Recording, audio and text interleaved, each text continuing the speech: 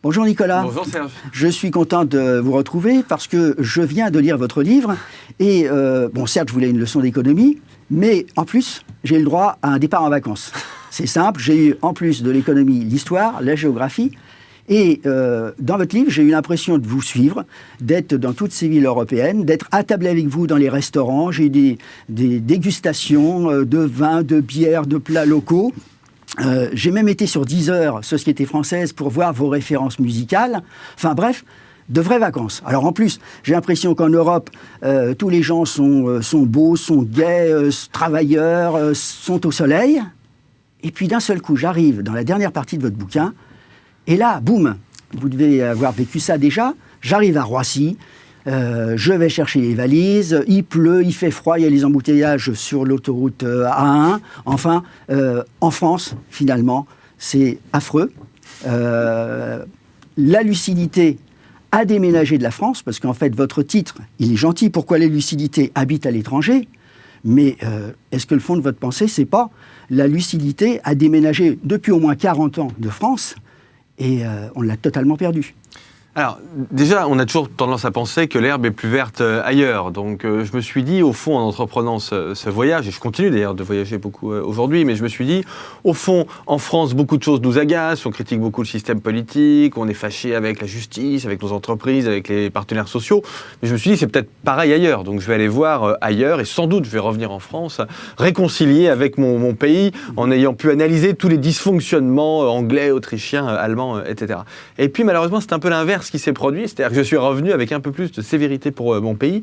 Non pas qu'il n'y ait pas de problème à l'étranger, comprenez-moi bien, vous avez de très grands problèmes de pauvreté en Angleterre, vous avez des problèmes démographiques en Allemagne, vous avez une espèce de rejet du progrès en Autriche, et même d'une certaine façon dans un pays qui va bien comme la Suisse, vous avez un nationalisme qui monte, vous avez bien évidemment d'énormes problèmes liés à la crise en Grèce et dans une moindre mesure en Espagne et au Portugal, mais néanmoins, s'il y a une exception française, c'est le fait de ne plus nommer les choses. C'est ce manque de lucidité. Ça, il n'y a véritablement qu'en France et peut-être éventuellement en Italie que j'ai trouvé ça. On est le seul pays dans lequel vous avez un ministre de l'économie qui le matin vous parle des problèmes d'illettrisme dans une usine et qui l'après-midi est obligé de s'excuser à l'Assemblée nationale. Ça, je vous le dis comme je le pense, c'est une pathologie collective. Alors en même temps, c'est plutôt réconfortant parce que ça veut dire que notre pathologie, on peut la guérir. Si elle est psychologique, eh bien on peut essayer de modifier notre psychologie. On est en plein refoulement sur beaucoup de sujets. Eh bien, comme disent les psychanalystes, on peut essayer de défouler pour mettre les problèmes sur la table et essayer de les résoudre. Bien, alors, là, vous venez de citer la question d'un ministre qui le matin dit blanc. Alors, c'est vrai que nous, Français, on a tendance à toujours casser du sucre sur le dos des politiques. Et vous dites que finalement, on a un problème psychologique. Alors, je vais être un tout petit peu long, mais je pense que ça vaut la peine de vous citer. Puisqu'un consensus sur les causes de notre problème existe, pourquoi ne fait-on rien ? Pourquoi la gauche est-elle au bord de la révolte quand certains de ses représentants osent parler de social-démocratie ? Pourquoi la droite est-elle incapable de mener une politique libérale quand elle gagne le pouvoir ? Le bilan du quinquennat Sarkozy a été à ce titre incroyablement mince. Vous parlez des conversations avec les politiques et tous m'ont répondu « les Français ne veulent pas changer ». Alors ça va même plus loin, parce que vous dites, ce que pensent beaucoup d'étrangers, en parlant des Français, c'est que ce peuple est inconscient, dans les trois sens de ce terme, léger, endormi, en plein refoulement. Alors on a des côtés des Français qui sont pas bons, et finalement des politiques qui ne sont pas bons non plus. Non mais, oui, mais c'est complètement normal, puisqu'on est dans une démocratie représentative, on est un peuple parfaitement libre, on choisit nos représentants. Et si vous regardez la façon dont les derniers programmes présidentiels ont été appliqués, je pense à François Hollande et à Nicolas Sarkozy, en fait ce sont des gens qui ont tenu leurs promesses. Vous avez beaucoup d'études qui montrent qu'entre 50 et 70% des promesses de ces candidats ont été tenues. Donc le problème, ça n'est pas de dire Nicolas Sarkozy ou François Hollande sont des traîtres. C'est pas le sujet, parce que c'est faux. C'est faux.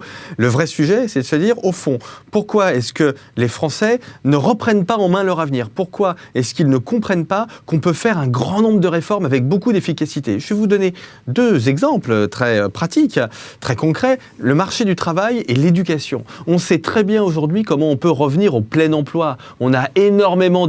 Ça fait un siècle qu'on accumule des études sur le chômage. Sur 28 pays de l'Union européenne, en 2014, vous en avez 24 dans lesquels le chômage a baissé. Alors vous allez me dire, certains partaient de plus haut que nous. C'est tout à fait vrai, mais ceux dans lesquels le chômage était aussi beaucoup plus bas que chez nous ont vu aussi leur chômage baisser. L'Allemagne, l'Autriche, etc. Vous avez 10 pays sur 28, plus d'un tiers, dans lesquels le taux de chômage est inférieur à 7%. En Europe, près de chez nous, je ne parle pas des États-Unis ou de la Nouvelle-Zélande ou du Canada. Vous voyez ? Donc, on sait régler la question du marché du travail. Deuxième question que l'on pourrait parfaitement régler, en tout cas dont on pourrait améliorer le fonctionnement, celle de l'éducation nationale. Je suis atterré de voir qu'on est en train de réformer le collège. On propose une loi de réforme du collège, mais laissez les collégiens et les lycéens tranquilles, laissez les garçons rencontrer des filles et les filles rencontrer des garçons.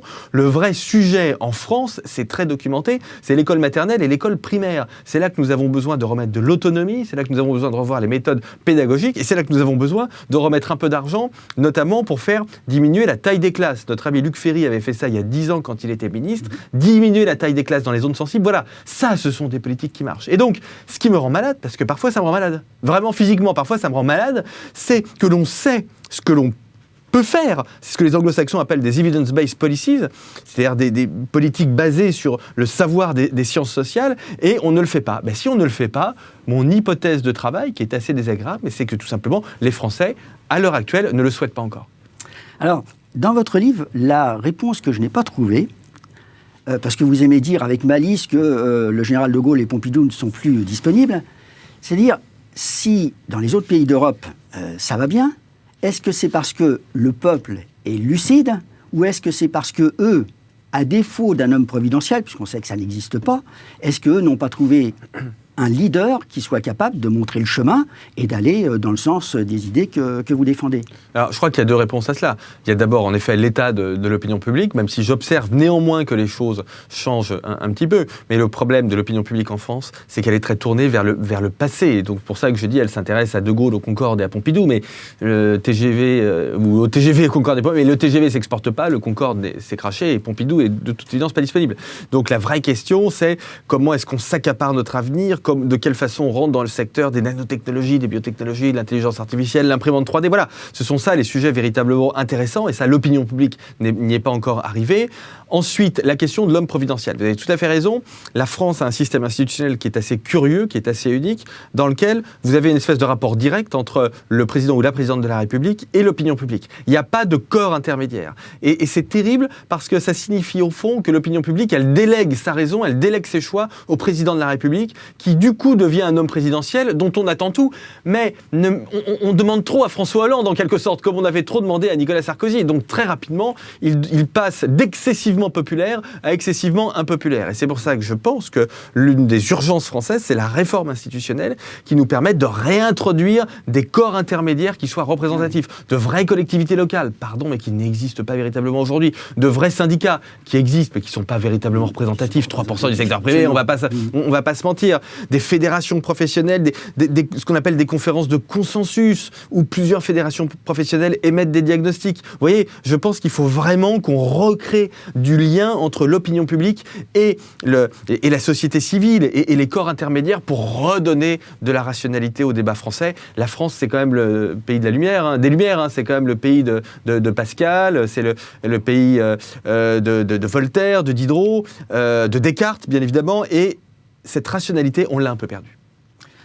Nicolas, j'espère que notre échange aura donné le goût de lire votre livre. Mais à titre personnel, vous posez une question à la page 352. Vous posez une question, mais vous n'apportez pas la réponse. Alors, pour vous rassurer, et comme ça, les lecteurs iront chercher à la page 352 la question que vous posez, voilà la réponse. Vous regarderez ça tranquillement. Avec plaisir. Merci, Nicolas.